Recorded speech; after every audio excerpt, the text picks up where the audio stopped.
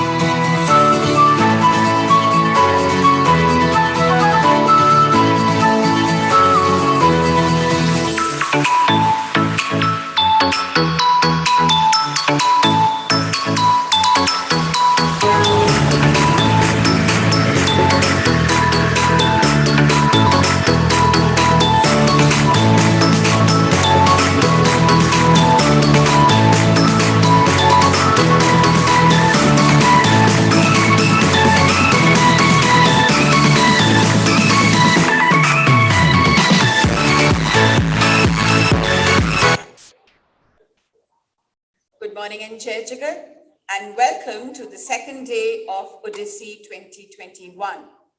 Just a few neticals which I would like to draw your attention to. You're requested to join with your laptop with a secure internet connection, and please use your mobile only as a backup.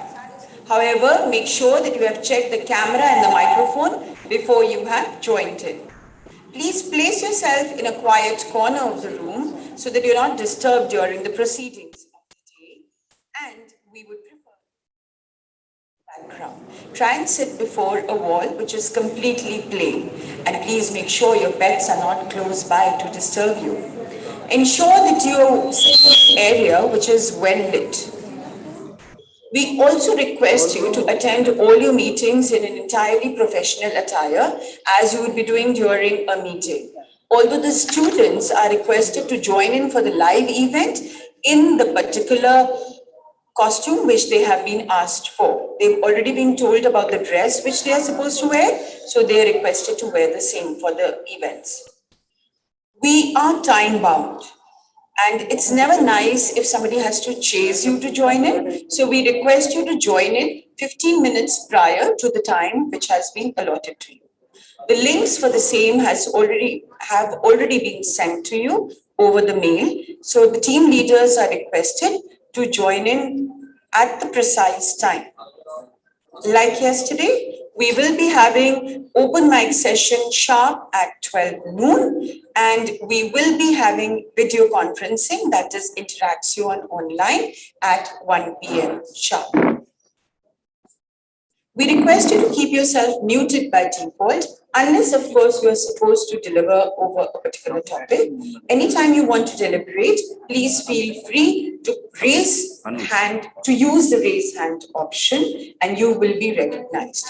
However, if you're still facing some problem, please ensure that you convey the same to us through the chat box.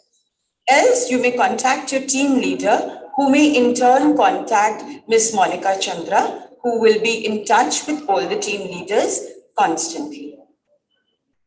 We will be having breakout sessions in the open mic session as well as the video conferencing session. For both of these sessions, you have already been requested to rename yourselves as per your team code. So all the participants must make sure that you are renaming yourself and your school ID is not visible to anyone. Make sure that the camera is open throughout, like switched on throughout, and it is kept at a proper angle so that it is covering you properly. We request you to join in through only a single device. And in case, of course, you face a problem with your laptop, then please feel free to use a mobile as a backup. And please use the reaction buttons extensively. And they are all there, of course, to seek permission to speak. You use the raise hand option. And all the best for today. Make sure that you enjoy yourselves. It's going to be a wonderful learning experience today. Thank you.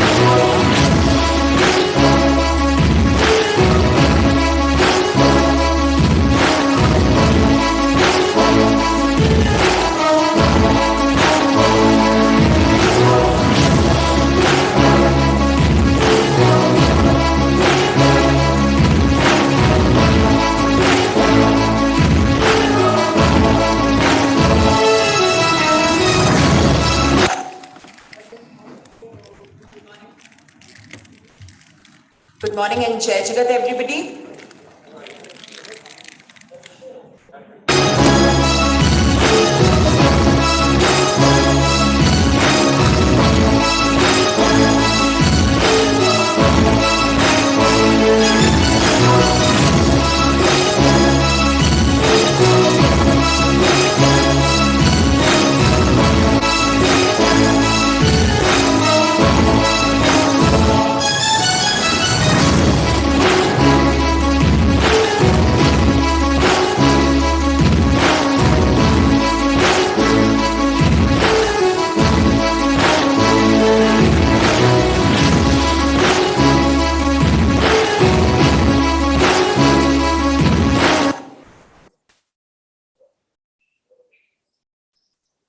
Literature is the expression of the thoughts of society.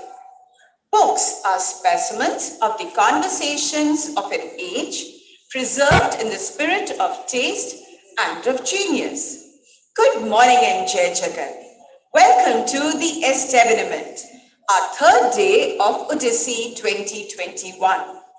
After the success of the Esdeveniment, the second day, we are sure that you will definitely reap rich dividends in terms of awakening of aesthetic sense, artistic sensibilities, and a peep into the glorious Victorian era. The result of your teamwork, coordination, group dynamics has indeed transcended all human barriers of physical space and time. Music is an agreeable harmony for the honor of God and the permissible delights of the soul. We begin our day with a heartful plea to the Omnipotent to be by our side today and forever.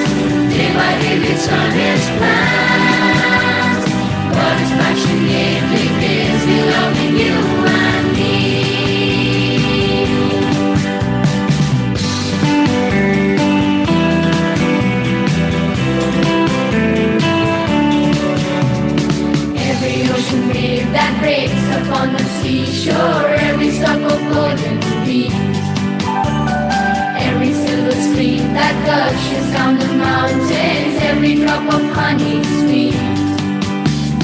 Every eagle flying high, every one that wriggles by, tells a fascinating news to those who dare to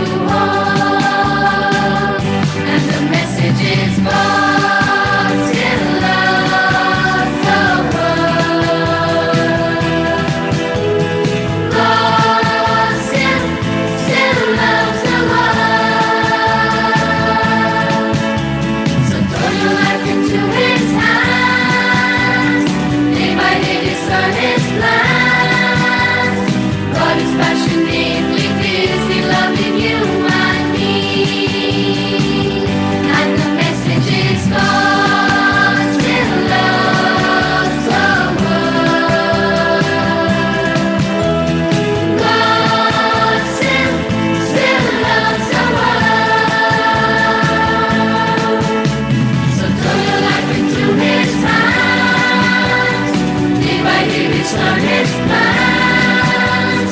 God is passionately busy loving you and me.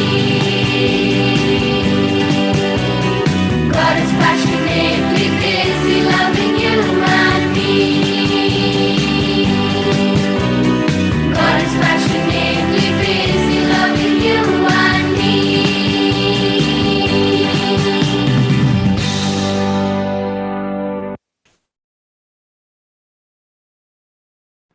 With God's blessings, we will proceed with the day. The influence of a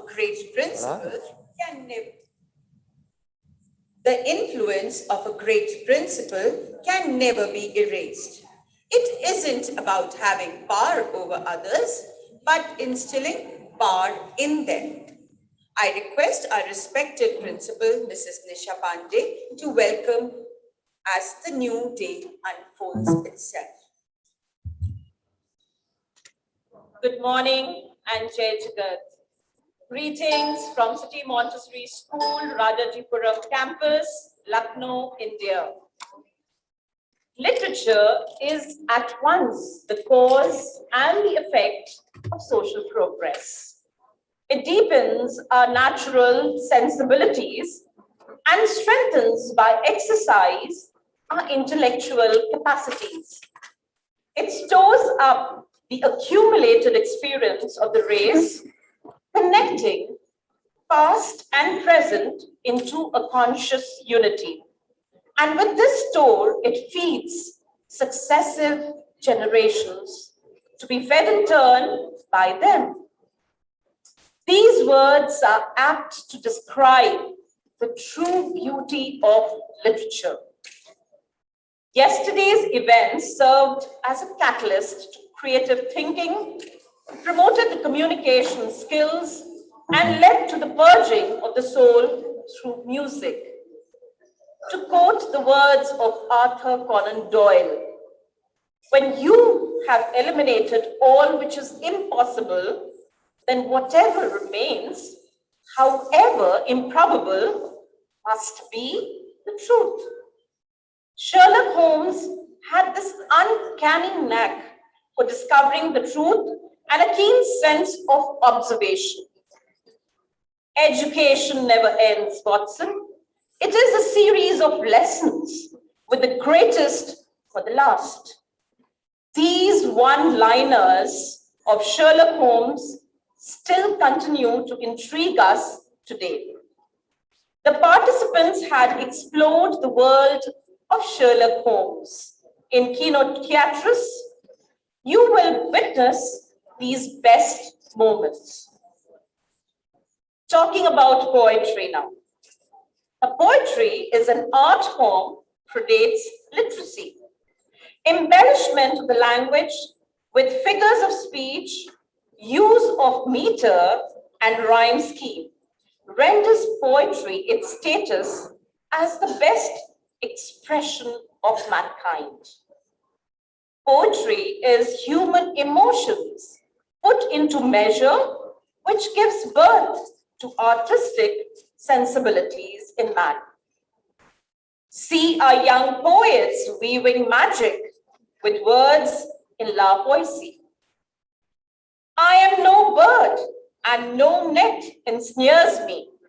I am a free human being with an independent will. These words of Charlotte Bronte and Jane Eyre will definitely echo in your ears as you enjoy the best moments of entrancing the dancer. The open mic session will again lead to the awakening of the mind.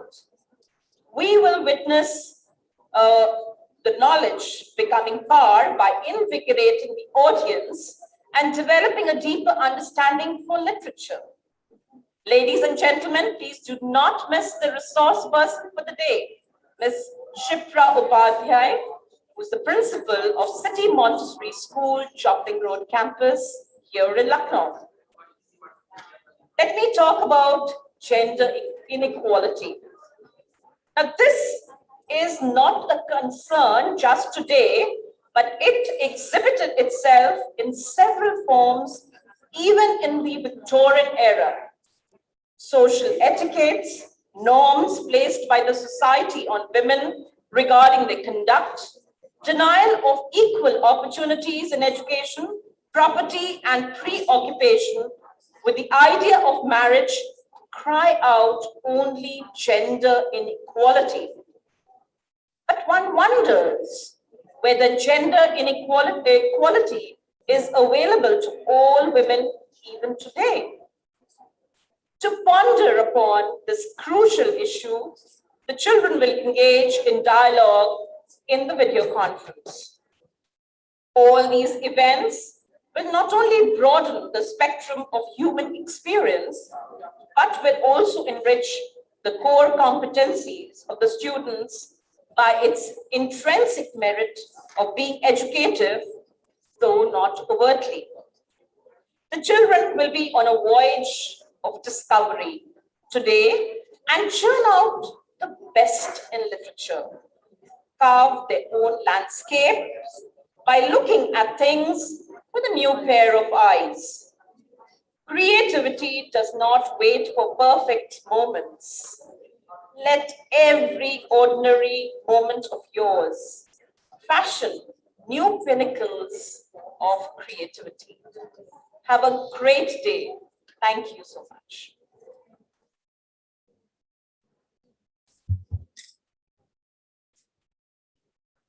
Thank you, respected ma'am. I am sure the day promises to be very exciting.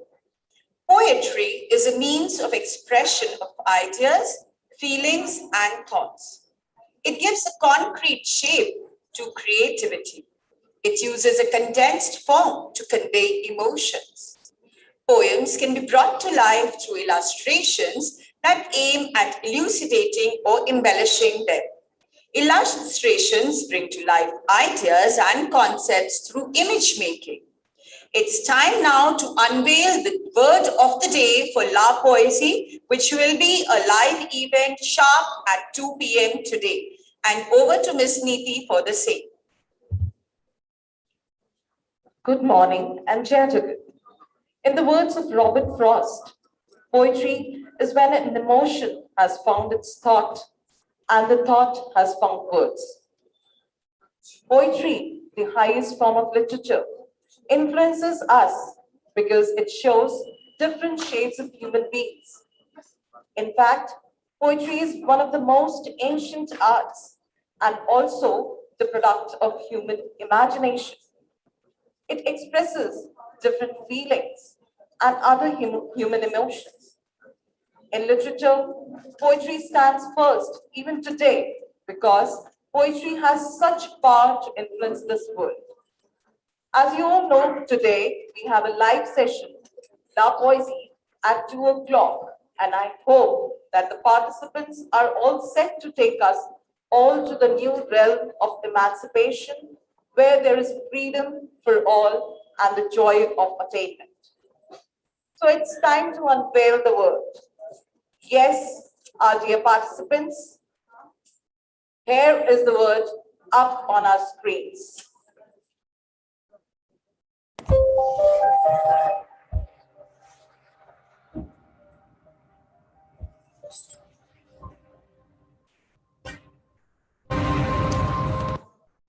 Yes, dear participants, the word is emancipation. As per the rules, you are requested to prepare the presentation where the main theme is the word provided. You can upload your presentations on the given link, which has already been shared with you all. So just put your best foot forward and join us again at least 20 minutes prior to the given time. Thank you.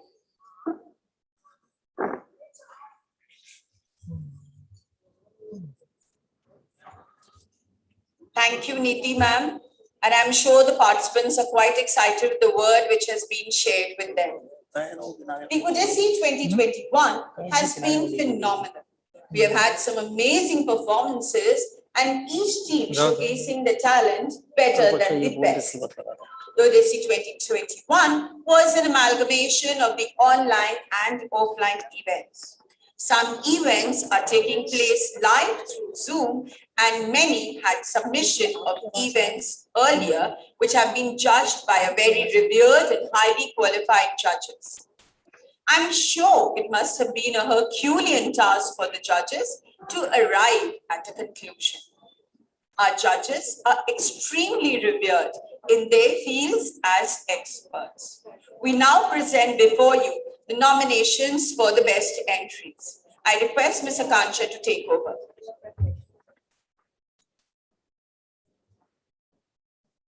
Good morning and Jai Jagat to each and everyone who's present over here. Making films is to give people something to transport them somewhere else. And it doesn't matter if you transport them to a world of intuition or to a world of intellect. The art of making motion pictures involves portraying the themes through the medium of films, showcasing literature, poetry, or music. It is a language when you empathize with human situations. It is all about appreciating creativity, talents, and team spirit. Filmmaking is a chance to live many lifetimes. Today, with Kino Teatras, we are going to take you to a different world, to a different era, the Victorian era. The Victorian era had its own charm. It was the time of world's first industrial revolution, a time of tremendous change in the lives of people. And while we are discussing about the Victorian era, how can we not mention the famous detective Sherlock Holmes?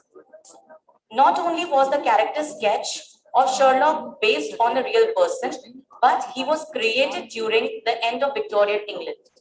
And his story takes place in the same time.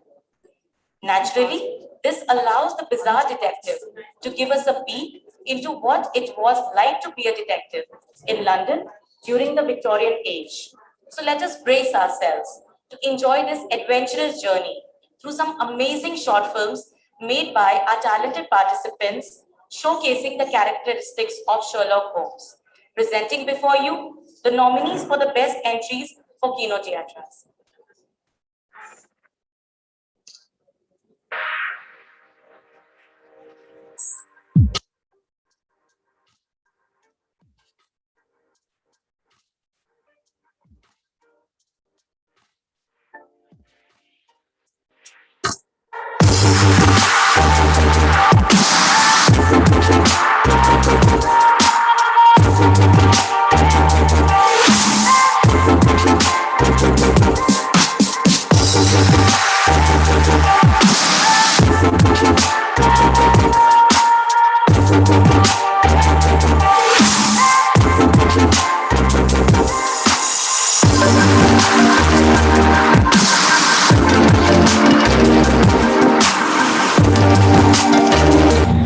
Peru, Cambodia, Italy, and China.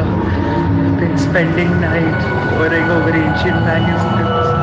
Never been more detached from the real world. I fear that I am losing my sanity.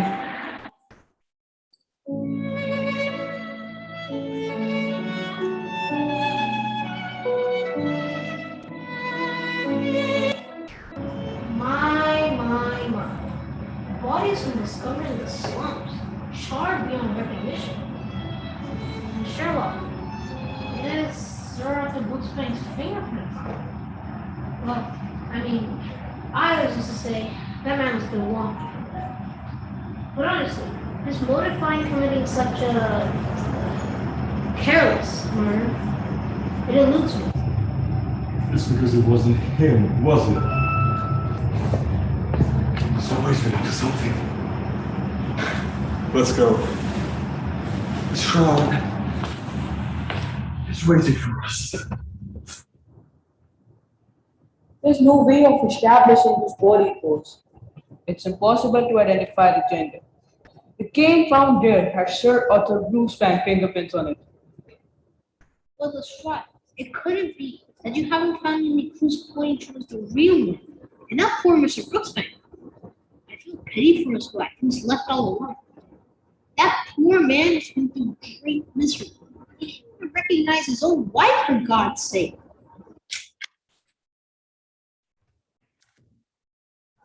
Some tea, madam? confession to make, officer. Sure. I had my doubts before, but now I can say with full conviction that my husband is the perpetrator of the murder. What makes you say that, Miss? My husband had a friend, Mr. Arthur Jones. Mr. Jones had accompanied my husband to his Egyptian excursion, where they had uncovered a certain artifact which was now with my husband. Yesterday, when Mr. Jones came to claim his share, my husband was quite indignant and he refused that he was in possession of any such artifact. Last night, he donned his overcoat and went out somewhere. When he returned, his clothes were smeared in soot. He had a haggard expression on his face and he looked very unsettled. Driver Rory told me that he went out alone last night and took the carriages. I also found some kerosene bottles in the carriages today. Where would you happen to be at the time, Miss? Oh, me? I went out to the Canterbury Music Hall with some friends. Sir, you've got to be more careful.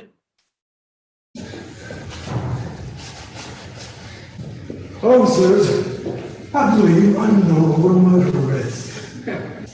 Cleverly disguised though she might be, she makes me quite faithful mistakes. Do me a favor, I want to arrest this abomination of a woman who plays through Mrs. Brooksbank. What? No, get your hands off me. Who do you think you are? Making all these baseless accusations? My name is Sherlock Holmes. It's my business to know no one else. Else she is not what she herself. What are you talking about? She could have gone through Canterbury Hall yesterday when it was flooded because of the heavy rains. You, miss, and your handkerchief reeks the smell of kerosene and there's stains all over it. You don't sniffle and wheeze out of weeks. No, in your case, you do that because of disease. It filters through you. You are a dream. A lonely mind working for an entire life. Working in the coal mines. And did you see how calm her reaction was to this ability? Which is quite unlike your typical aristocratic woman. You, miss, were probably employed by the real Mrs. Brooksbank, and whose house we got to know about the artifact. Greedy and undetected as you are, you decided to take the poor man's wife away from me. But guess what, dear? The dream's over.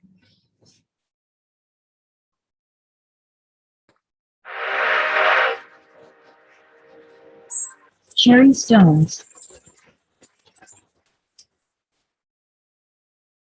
I am John Hamish Watson, the roommate of the world's only consulting detective, Sherlock Holmes. The wisest man that I have had the good fortune of meeting.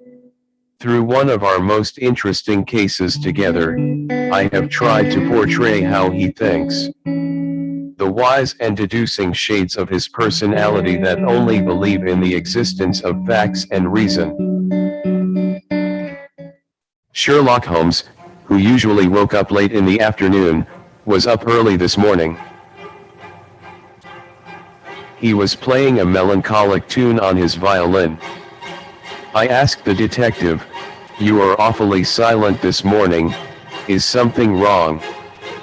"There's been a murder, John." "Get your hat," he replied, and we were on our way to Scotland Yard where Detective Lestrade was waiting for us. "Morning, Mr. Holmes and Dr. Watson." Mary Sheldon, 26, was found dead last night. The manner of her death has perplexed even the wisest policeman. We need your help. A powerful enough dose of reason can resolve almost any case. Enlighten me with the specifics of the case. Mary was found dead in her room last night. There were no signs of forced entry in her house, No marks of injury on her body, no concussions, and nothing indicating the use of poison. A doctor examined her body and confirmed that her death wasn't caused by a heart attack, informed Lestrade. So what suggests that a crime has been committed? I intriguingly inquired. Her husband's disappearance suggests that, said Holmes. How could you possibly know that? Lestrade said. He was flabbergasted. Let us go to the victim's house, said Holmes. While we were on our way, I asked my friend about his theory regarding Mary's death. I think she was murdered by untraceable poison, my friend answered. And how do you factor in her husband's disappearance? I asked. Well, I read it on her file kept on Lestrada's table. I couldn't resist my urge to enjoy the look on Lestrada's face. The detective smirked and answered. On reaching the girl's house, Sherlock Holmes quickly began to investigate. He examined her body for a good 15 minutes before reaching a conclusion. I got it, Holmes excitedly shouted in a room of pin-drop silence. So, how did she die? I inquired. Cherry stones, a fruit that contains 0.17 grams of cyanide. Depicting by her weight, eating 3 or 4 of those resulted in her imminent death. But I believe that she died by accident. What makes you say that? Asked Lestrade. The rest of them are in the garbage bin outside. A whole other box of cherry stones. It indicates that whoever bought them was not aware of their lethal effects. Then again, why to leave any doubts when we can confront her husband right now? He is in the house. Look again. The Scotland Yard found him in the attic downstairs, he confirmed Sherlock's theory. Later that day at 221B, Baker Street. While sitting to relish our dinner, I asked Holmes how he deduced that Mary's husband was still in the house. It rained last night and I saw muddy shoes behind the main door. I also noticed the footprints around the entrance of the house left on the wet soil. But there were no footprints of the same kind suggesting that someone left the house. You know my methods.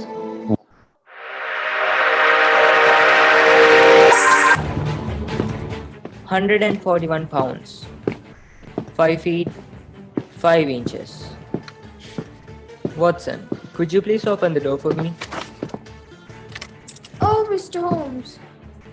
I'm very busy now, and I desire no distractions. But someone had broken into my room and I cannot find who it was. I'm a lecturer at St. Luke's College. As I approached the outer door of my office, I was amazed to see a key in it. For an instant, I had imagined I had left my own there, but on the feeling it was in my pocket, I found it was alright. The only duplicate which had existed belonged to my servant. The moment I looked at the table, I was amazed to see that someone had arranged them on the paper. Bannister! Bannister! Is something the matter, sir? Did you happen to meddle with my papers, Bannister? No, sir, no.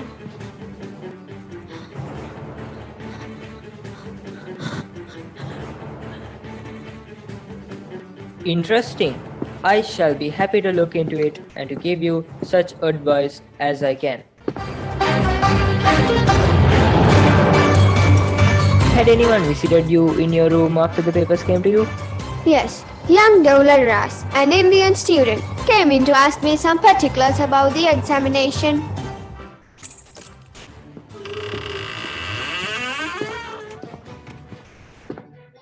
Your servant seems to have quite recovered. You left him in a chair, you say. Which chair? By the window there.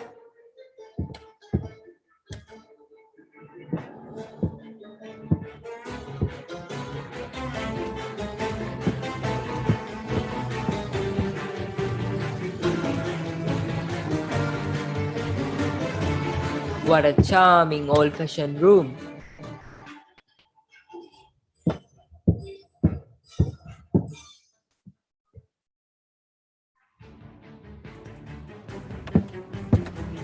Hello, what's this?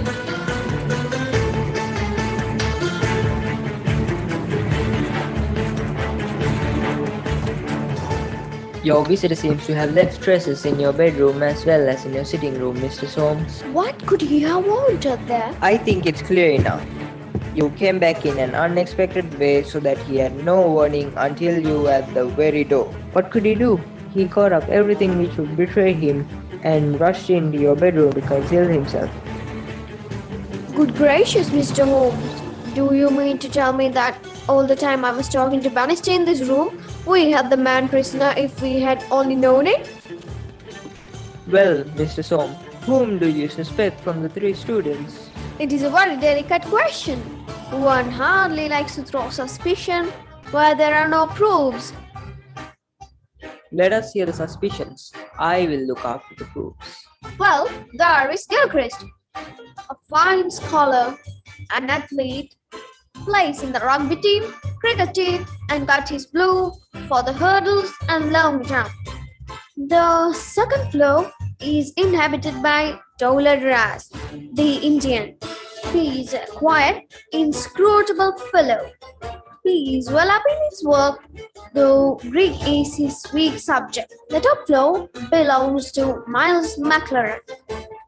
He is a brilliant fellow, but he's wayward, dissipated, and unprincipled. He has been idling all this term. Mr. Soames, let us have a look at your servant Bannister. Bannister! Bannister!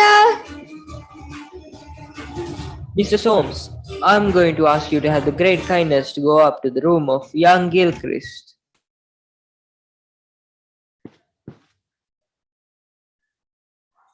It's Gilchrist. Bannister, why did you go passing these chairs and sit down in the chair far behind? You were trying to conceal some object which would have shown who had been in the room. No, sir. Certainly not. These are the pyramids of clay found on the table and on your bedroom floor, and this is a sample of the same clay found on Gilchrist's jumping pit. It is he who is tall enough to look through your window. He saw the papers lying on your table. A Study in Scarlet, the first of 4 novels, and 56 short stories about Holmes and Dr. Watson. The Sherlock Holmes mystery stories, written over a period of 40 years span, from 1887 to 1927, represented the good, the bad, and the ugliness of the Victorian society, its ideals, its accomplishments, and its deepest fears. Sherlock Holmes is a self-destructive, socially awkward, drug-addicted person who solves cases as an alternative of getting high. Sherlock does not take these cases because he has to do something good for the society, but because he finds these cases thrilling and rip-roaring.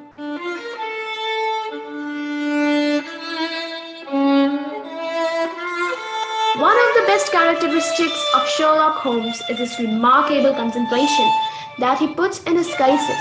He's completely engrossed and tries to solve all permutations and combinations of the series of events that might have taken place, according to him, which his clients tell him.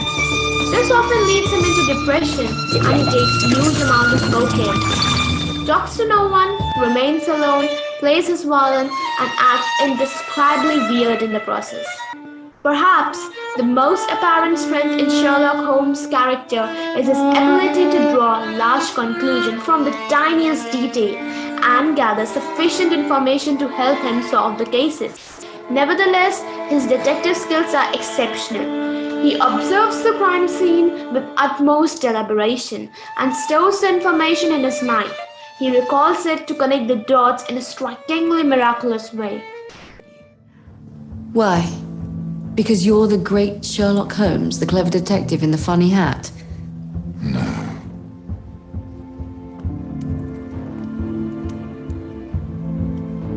Because I took your pulse.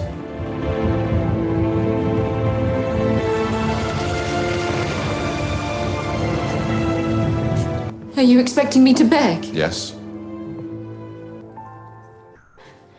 Please. Sherlock's ability to disguise himself into such believable forms is an extraordinary talent. Even his closest friend, Dr. Watson, could not recognize him in The Adventure of the Empty House. Despite all his noteworthy qualities, he sometimes does not know whether he is right or wrong, and that is the reason he keeps his friend Watson always near him. In order to prove his intelligence, he often falls into evil traps and risks his life, forgetting his line of boundaries. Which one's the good ball? Of course. Child's play. Or which one then? Which one would you have picked, just so I know whether I could have beaten you?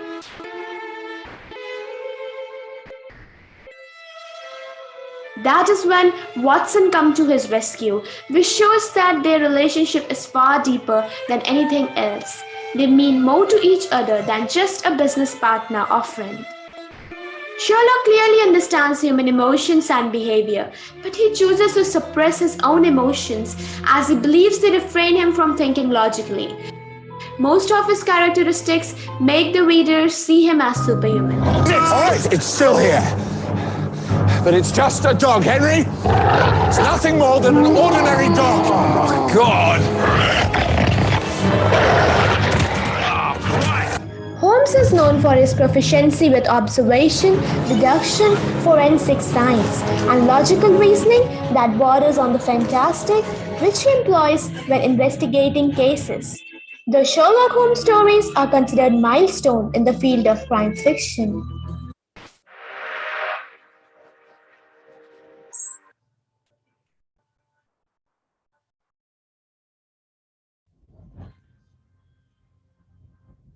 Down from our rich English literature, Sherlock Holmes not only resides in today's youth, but his marvelous detective skill is one admired by all. So why after numerous of successful years, Sir Arthur Doyle dropped ink and made the death of Sherlock mystery murmured in every house? Death is that mysterious hell which no one wants to visit. The same was the scenario with one of the most suspicious detectives of the world, whose death was indeed the most curious one. Sherlock Holmes, a fictional character, reached miles in English literature within few years of its launch. As mentioned, that doing the same work leads to boredom, makes you lazy, and same was felt by Mr. Doyle. He was frustrated of writing that dude for quite a long time. It is well said that authors are equally proportional of character. Hence, instead of giving Sherlock a break, Doyle decided that he must die. Therefore, in his book, The Adventure of Final Problem, he created a thoughtful scenario where Sherlock was called by Moriarty to settle disputes, which at end turned out to be a death trap for Sherlock. This made a noise in newspapers and among the youth. People pressurized Doyle to write a comeback for Sherlock. But right now, this still remains the need of an hour. That will Arthur actually write a book after keeping his boredom side? In between this hustle for Sherlock return and its happy exit, there was a buzz in the whole media when people came to know that Sherlock in real life is a forensic scientist at Edinburgh University by the name Dr. Joseph Bell, under whom Doyle studied. Arthur Conan Doyle was a medical student when he met Dr. Joseph Bell, who became his mentor. Bell was famous for his detective abilities. He could tell men's occupation and recent activities by observation. For example, Bell could tell a soldier to sailor from the way they talk, walk, and a carpenter from a mason from the callus on their hands. Later, Conan Doyle became Bell's assistant, which allowed him to observe Bell's abilities up close. In essence, they are playing a real-life medical version of Sherlock Holmes and Dr. Watson. Not only Dr. Joseph was a mystery, but Sherlock also gave unerasable teachings. He said, "Never trust to general impressions, my boy, but concentrate yourself upon details. Fear is wisdom in the face of danger. It's nothing to be ashamed of." To great mind, nothing is little. Eliminate all other factors, and the one which remains must be true. Solve the most challenging cases with him. As you would have already figured, most of the investigation is usually done by him. Oh, me? I just tag along. Being on a crime scene with him is like being in a magician's lair. I mean, there isn't a dead body in a magician's lair, but you get the point. Sherlock Holmes just pulls out evidences out of thin air, spins them like a thread, and snitches them together in a matter of minutes. What are some of your most interesting cases with him? If I look back at all the cases we have solved, each and every one of them seem to tell me something new, something different about him. However, there's this one case that has always struck out. Last year, Holmes and Thrill were both missing from my life for 2 weeks. Just after I figured out the mystery of the serial killer in Belgravia, he abruptly disappeared the following night without a trace. I gathered all my experience that I had acquired working with him to figure out what might have happened, but his unpredictability defeated me. Luckily, he wasn't dead. He came back after a few days and showed up right in front of my bed one fine morning and handed me a steaming hot cup of tea. The next day after he returned, we were assigned a case by Inspector Lestrade. It was a murder. In broad daylight, someone had broken into the house of Mr. Anderson, who was a respected physics professor and a significant individual in highly respected societies of physics. Sherlock asked me to collect fingerprints and blood samples from the scene and send it to the labs. However, for specifically this crime scene, Sherlock remained silent, dead silent. Otherwise, he speaks a lot as he processes all the possible scenarios and breaks down all his findings into one solid, well-constructed conclusion. He seemed to be making a poker face all along, keeping his composure. When we came to the labs, I asked him, "So, what do you think?" Sherlock stuttered.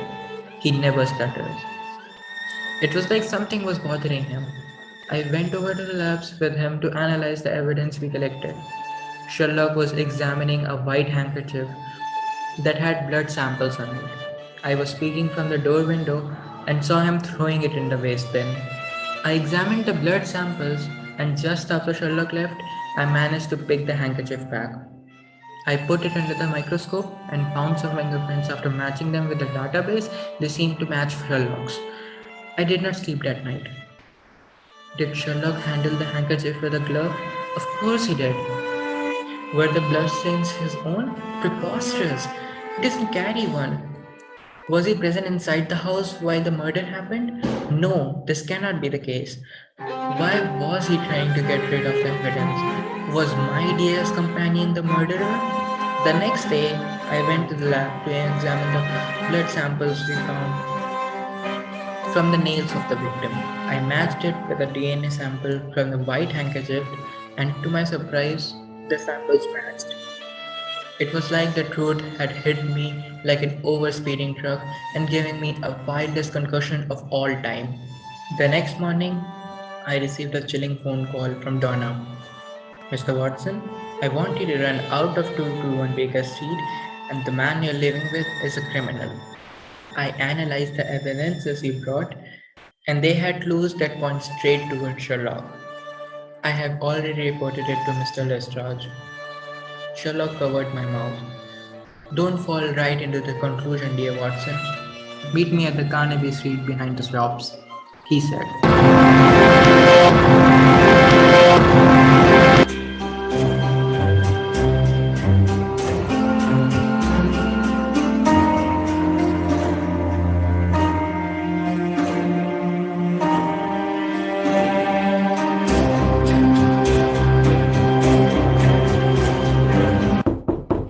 Come in.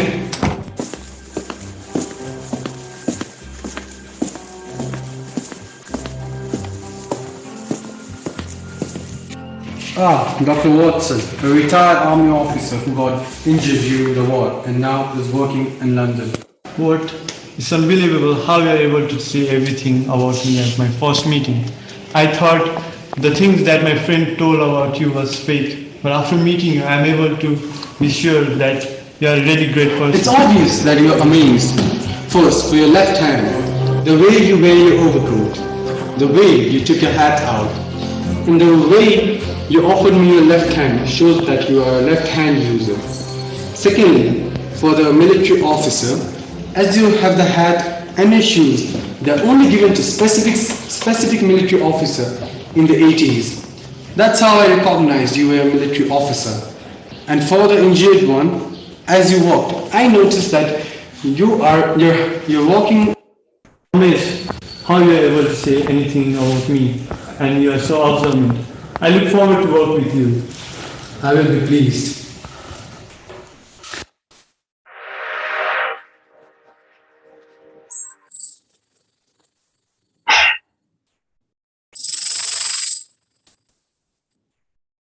It was early in April in the year 1883. The sun was bright, but I could sense that the day was going to get darker soon. For what is it that we're getting ready this early, Sherlock? There is a young lady who's arrived in a considerable state of excitement, who insists upon seeing me. I presume it's something of great importance.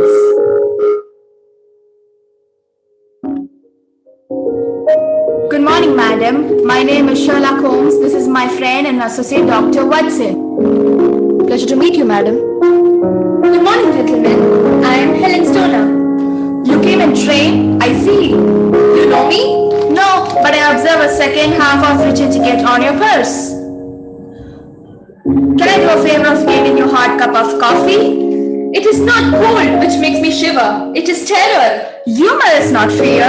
Trust me, you're in good hands. We shall set matters right. Now tell me what brought you here. I'm all yours.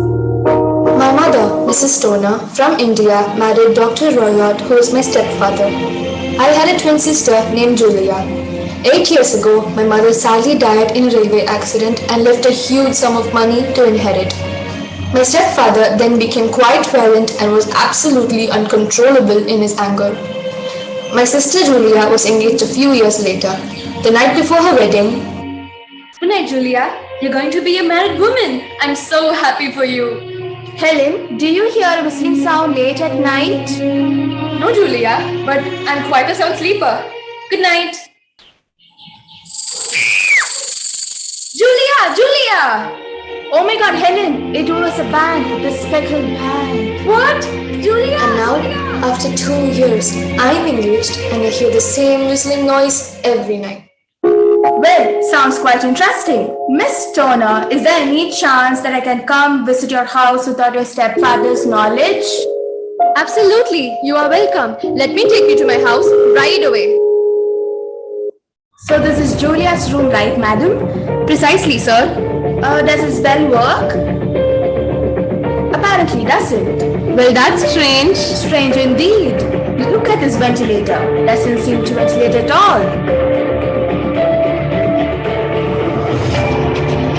Do you happen to have a cat in your house, madam? What? No way. Then I suppose that isn't an explanation for a milk kept here. A leash? That small? Or as well? We might have to wait till your stepfather comes home. Sure. He's here. Are you certain? By all means.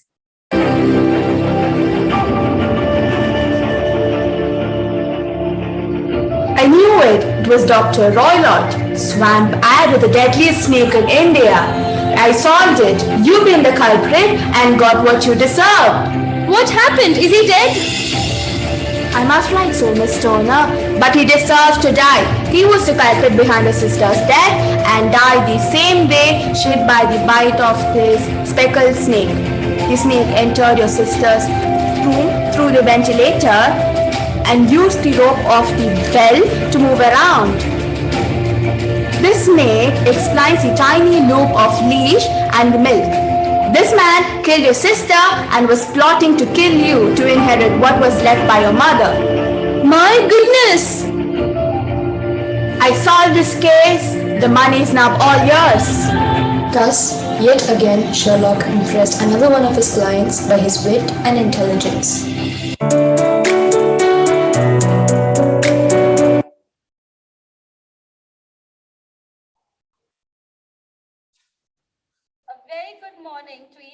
you.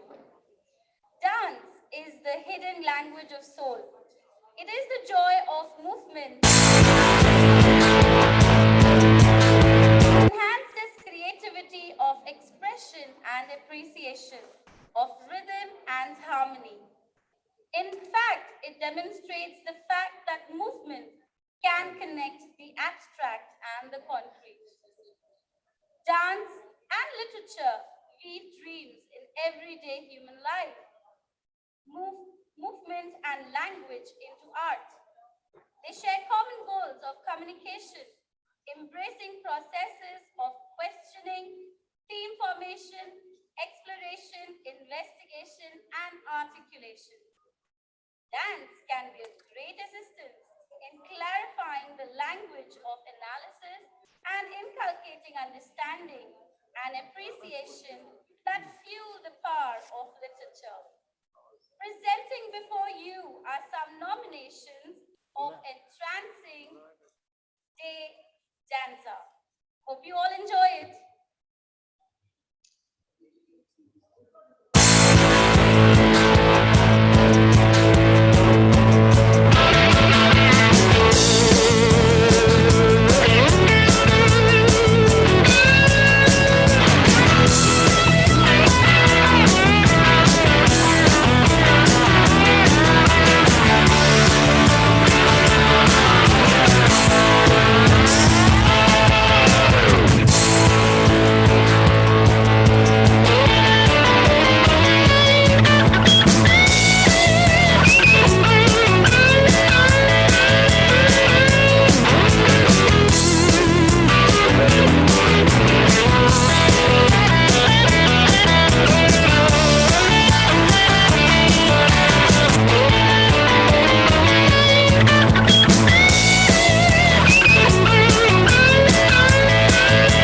And they decide to live their lives together.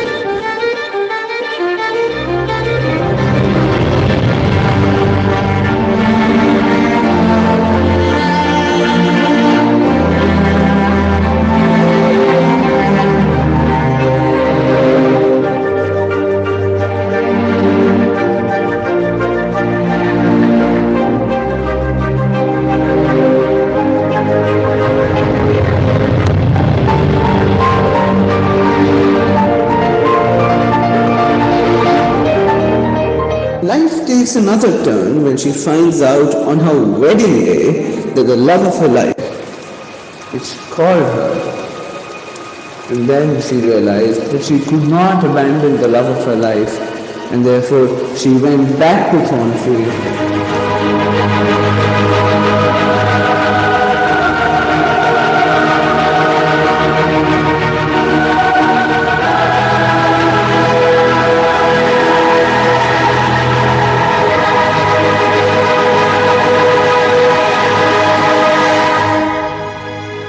Accepted Rochester as he was to live a life together.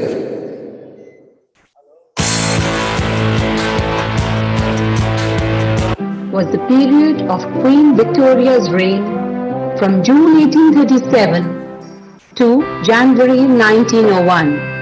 The Queen presided over a time of industrial expansion, educational advances, the abolition of slavery and workers' welfare. Queen Victoria's reign saw great cultural expansion, advances in industry, science and poetry. Theatre was also at its peak during the Victorian era. Robert Browning and Tennyson were Victorian England's most famous poets. So here we present to you a peep into the grandeur of the Victorian era. Jack.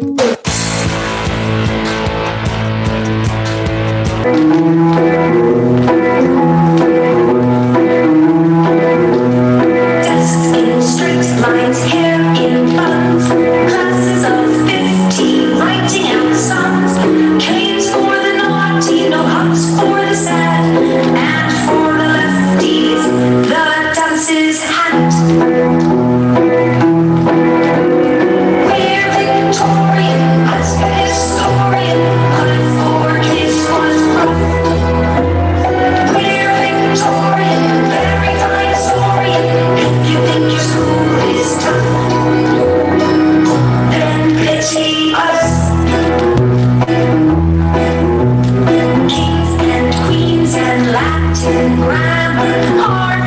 say with a stammer. No PE, computers or art. If you ask me, life was hard.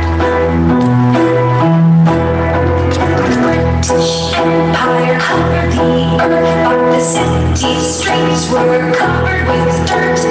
We were hungry and worked too much. Instead of cinemas, we had the church.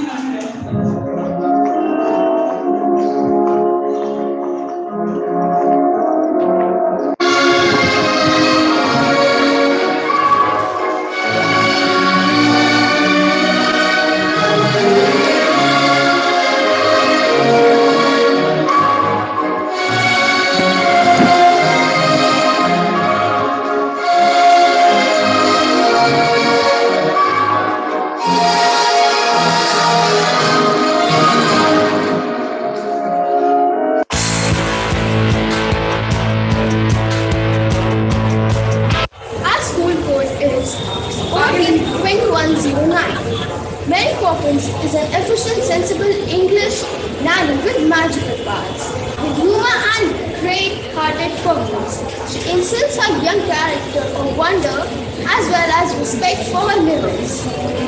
Mary Poppins has returned in many sequels, so the book is known as Mary Poppins. Supercalifragilisticexpialidocious. Even though the sound of it is something quite atrocious, if you say it loud enough, you'll always sound precocious. Supercalifragilisticexpialidocious.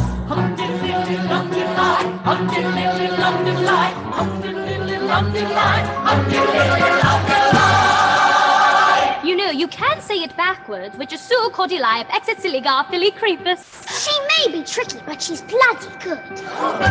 So when the cat has got your tongue, there's no need for dismay. Just summon up this word and then you've got a lot to say. Pick out those 18 consonants and 16 vowels as well, and put them in an order which is very hard to spell. SUPER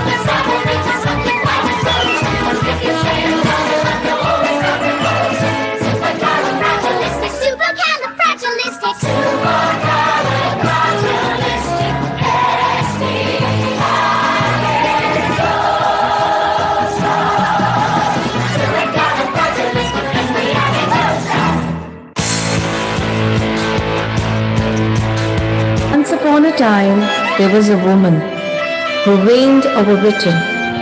At 18, she ascended the throne, and for 64 years, with pride and prosperity, her empire shone. She was the great Queen Alexandrina Victoria.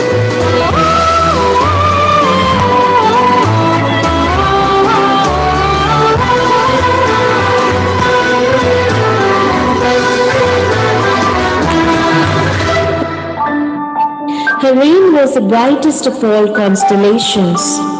A period glittered with the stars of greatest inventions.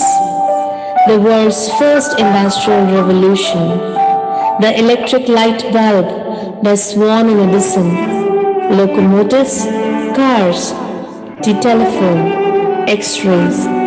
It was mankind's much-needed evolution. Oliver, Estella, Davy, Sam, all came to life through the pen of Charles Dickens. George Eliot, Thomas Hardy, and many more captured the world's attention.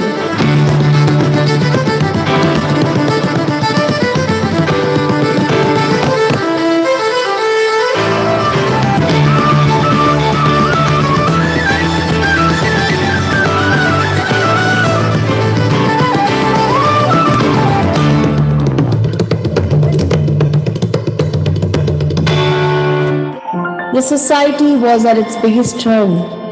The people were yet to learn that the flames of change were burning with hunger, ready to devour anything deplorable and of the old world. From the ashes of the past, left in its wake, a new world was born, like the first ray of sun after daybreak.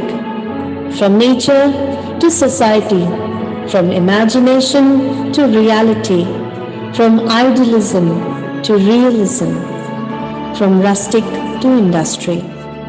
The century was fragile and fertile for a phenomenal transition.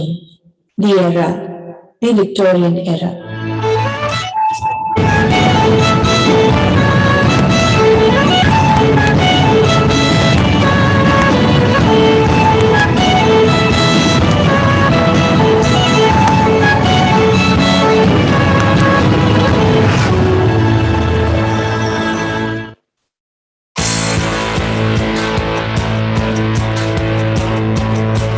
Morning, everyone! Growing up meant for each of us a world of mystery and adventure with Goldilocks and getting lost in the woods with Hansel and Gretel. Imagine a world of fantasy, a secret abode in the woods, a tower with one room and just one window. We take you to the world of Rapunzel. I've been looking out of a window for 18 years, dreaming about what I feel like when those lights rise in the sky. What if it is not?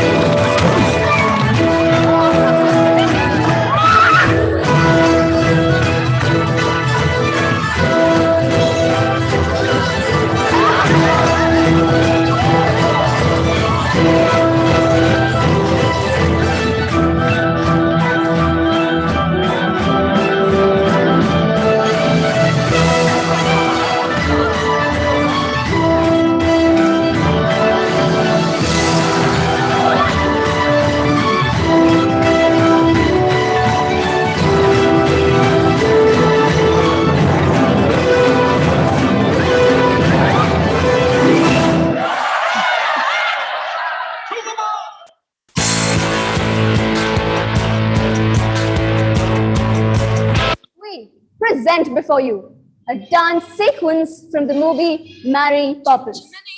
George Banks, a London banker, advertised for a stern nanny for his children, Jane and Michael. The children's wish of getting a kind and a sweet nanny gets fulfilled when Mary presents herself for the interview. She takes the children for a walk in the park, where they meet Mary's old friend named Bert, who is painting a street painting. Using her magical bus, Mary transported the group into one of his drawings. This dance is a celebration of the children's joy and work for life.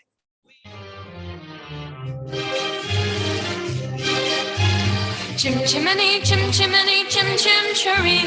A sweet is as lucky can be. Chim chimney, chim chimney, chim chim churro. Good luck will rub off when I shake hands with you. Or blow me a kiss. I'm never getting. We will step in. Stepping time. We will step in. Stepping time. Never need a reason, never need a rhyme. We will step in time. Over the rooftop, step in time. Over the rooftop, step in time. Never need a reason, never need a rhyme. Over the rooftop, step in time.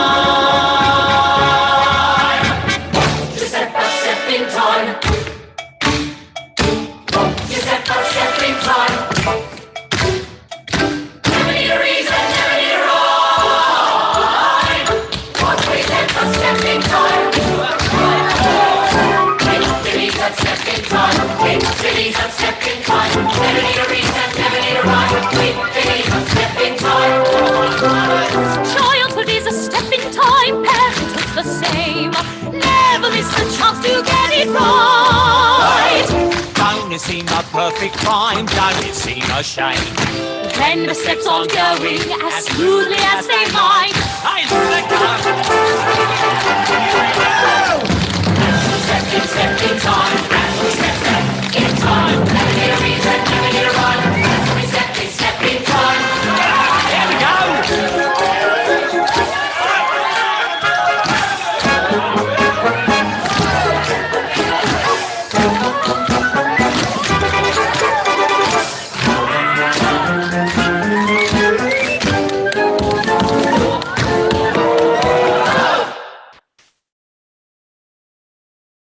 Hope you enjoyed that. A gentle reminder to all the team leaders that the open mic session will be held live at 12 noon, the link for which is already started. The link has been sent to you. The link has already been sent to you over your emails. Kindly check the same and you are requested to join on time. And we move on with the next nominations, and I request Ms. Komal to please take over.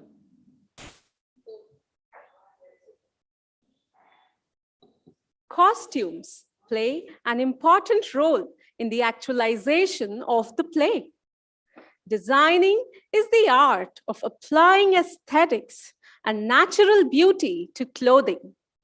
Design clothes should be aesthetically pleasing with the prim and aura of the Victorian era. Clothing styles were dictated by propriety, and stylish garments were a sign of royalty. Victorian fashion consists of the various trends in British culture that emerged and developed in the United Kingdom and the British Empire throughout the Victorian era. Costumes communicate the details of a character's personality to the audience and help actors transform into new and believable people on screen. An integral part of a naturalistic performance is the performer's ability to empathize with their character, which is truly delineated in stylist, modelist. Creative people have open, active minds. They are usually flowing with ideas and soaking up inspiration from the world around them. it's time for us to dive into their creations. Let us have a look at the nominations of Stylist Modelist.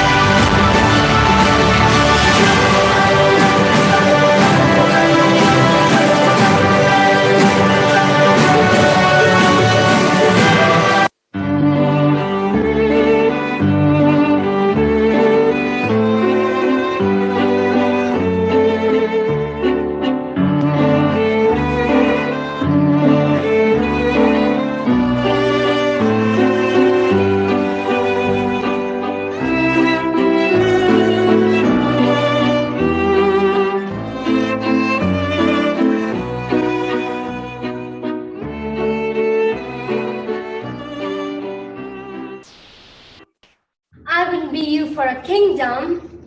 Nellie, help me to convince her of her madness. Tell her what Heathcliff is. An unreclaimed creature, without refinement, without cultivation, an arid wilderness of furs and whinstone.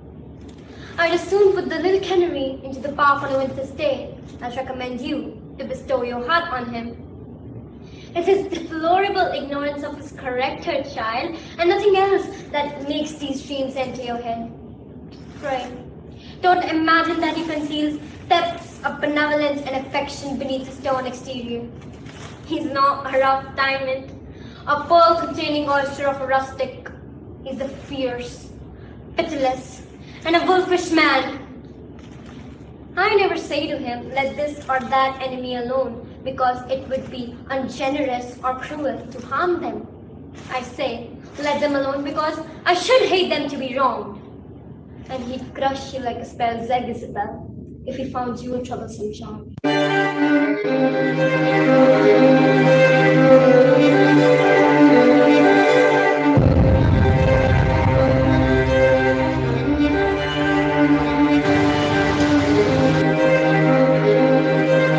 Now that I tie thy glass mask tightly, may gaze through these faint smokes curling white, as thou pliest thy trade in this devil's smithy, which is the poison to poison her, prithee.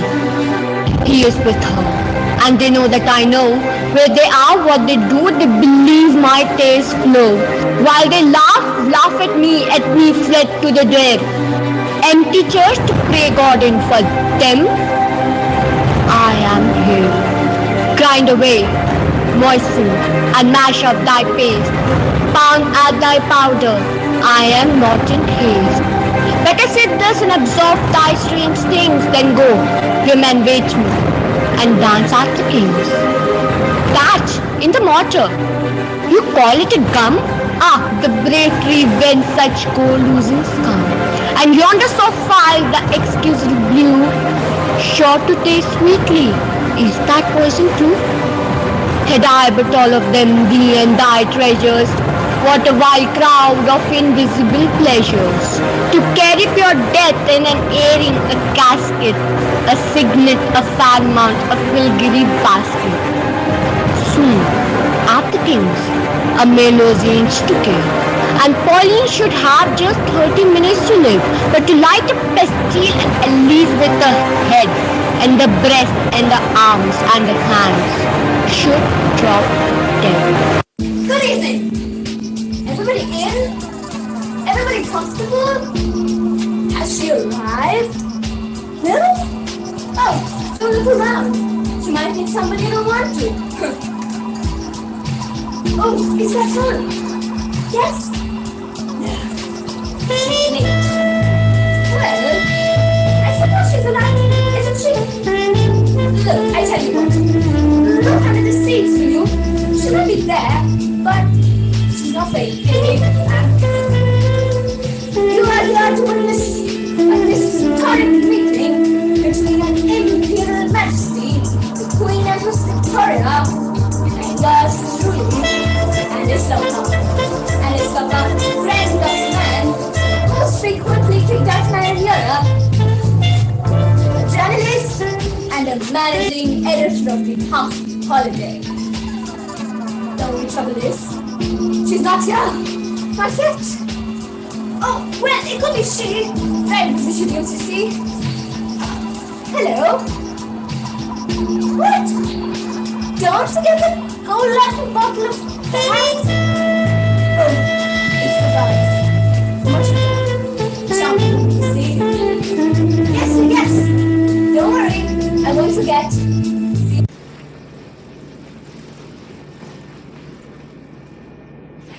I'm glad. You're no relation of mine. I will never call you aunt again. For as long as I live, I will never come to see you again when I'm grown up. And if anyone asks me how I liked you, then I will say that the very thought of you makes me sick and that you treated me with miserable cruelty. Because it is the truth. You think I have no feelings and that I can do without one bit of love or kindness, but I cannot live so, and you have no pity. I shall remember how you thrust me back, roughly and violently thrust me back into the red room and locked me up there to my dying day.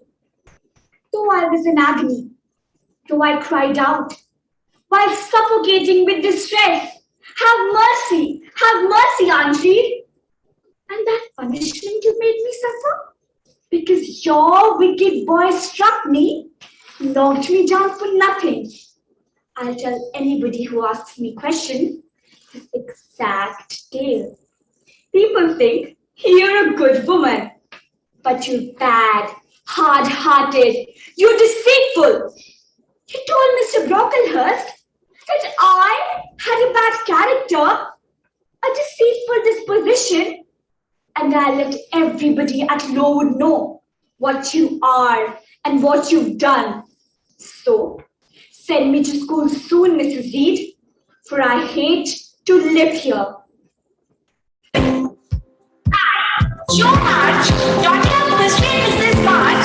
I have 3 sisters, and we all been dressed as little women by our father. I always have been quite content with my family, but now I feel that I was quite quick, turning down to Laurie, who proposed me for marriage. I just feel that women have heart, mind, soul, and over ambition. They have talent, and I have not just the beauties to display. I really feel sick of it when people say that women are fit only for love. Just to prove people wrong, I turned down to Laurie, but today I care more to be loved than loving someone. It's hard for me to believe that I, who was always against the proposition of love and marriage, is today going to chase Mr. Frederick, love of my life, to express my feelings to him. Today I learned one thing, that life is too short to be angry with someone. Timely, we should accept the different relations and responsibilities that come our way. We should accept the true love and welcome it.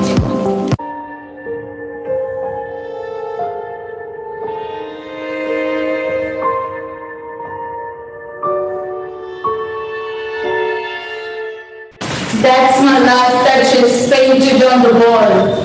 looking as if she were alive. I call that piece a wonder now. Frau Pendol's hands worked busily a day, and there she stands. Will it please you sit and look at her?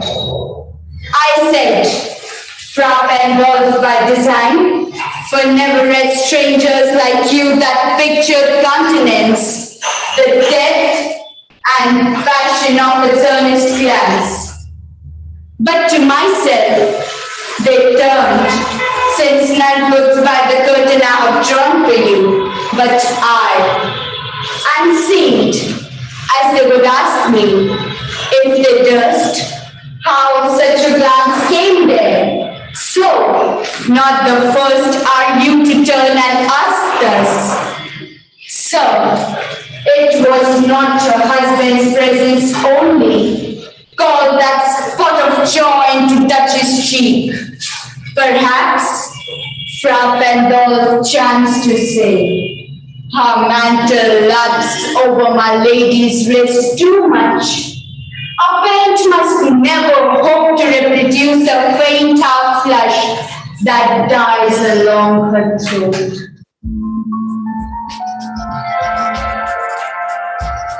Good evening. Today, let me take you back to the Victorian era. I am Mrs. Allenby, an Oscar-wise a woman of no importance. I have high standing among fashionable social circles in London. But tell me, who is an ideal man?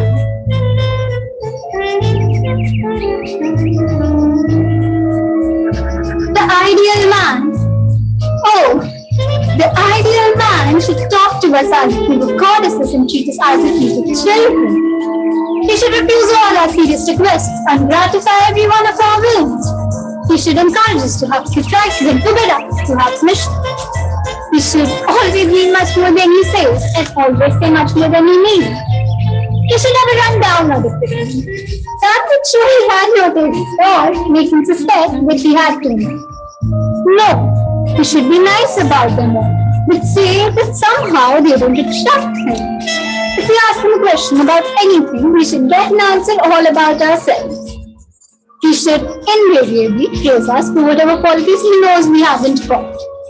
But he should be pitiless, quite pitiless, in reproaching us for the virtues that we have never dreamed of possessing. He should never believe that we know the use of useful things. That would be unforgivable. But he should shower on us everything we don't want. He should persistently compromise us in public and treat us with absolute respect when we're alone. And yet, we should always be ready to have a perfectly terrible seat whenever we want one. And to become miserable, absolutely miserable at a moment's notice and to be overwhelmed by just reproaches in less than 20 minutes.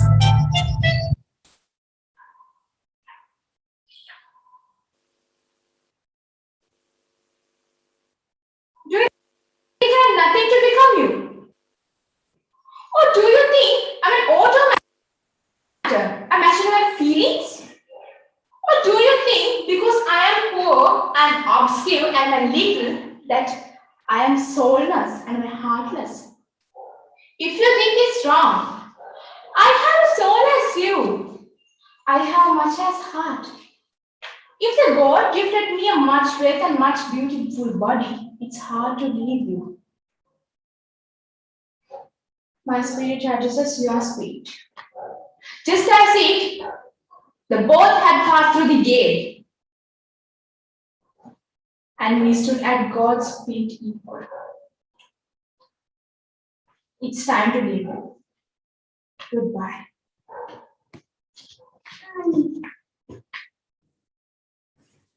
Oh, it is strange. He never mentioned to me that he had a ward. How secretive of him. Well, he tends to grow more interesting hourly. I'm not so sure, however, that the news fills me with feelings of unmixed delight. Oh, I'm very fond of you, Cecily. I've liked you ever since I met you. But I'm bound to state that Now that I know you are Mr. Worthing's ward, I cannot help expressing the wish that you were, well, a bit older than you seem to be, and not quite so very alluring in appearance. In fact, if I may speak candidly, I wish that you were fully 42 and more than usually plain for your age.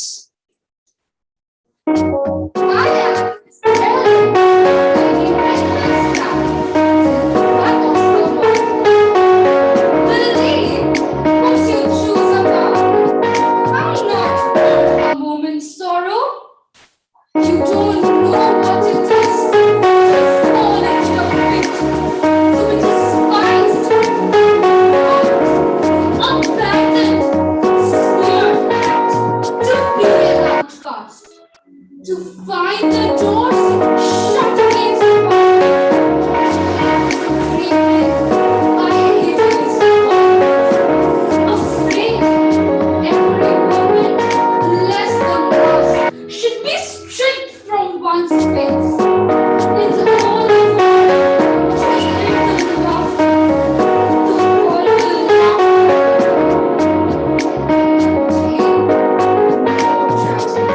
With all the tears, the world has emerged. You don't know what it is.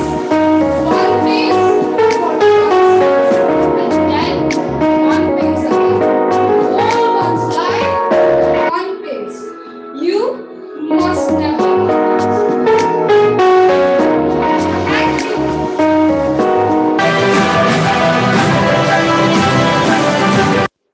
Hope you enjoyed the nominations for the various categories. Yesterday and today, we showed you the nominations for all the entries through submission. Of course, the prize winners will be announced tomorrow. That's a 4th day of Odyssey in the victorious Wisconsin. So looking forward to meeting you people there. A gentle reminder once again to the team leaders that they need to join on the link, which is already live for open mic, which is going to begin sharp at 12 noon. We de-link right here. Thank you for joining us, and please join for open mic soon.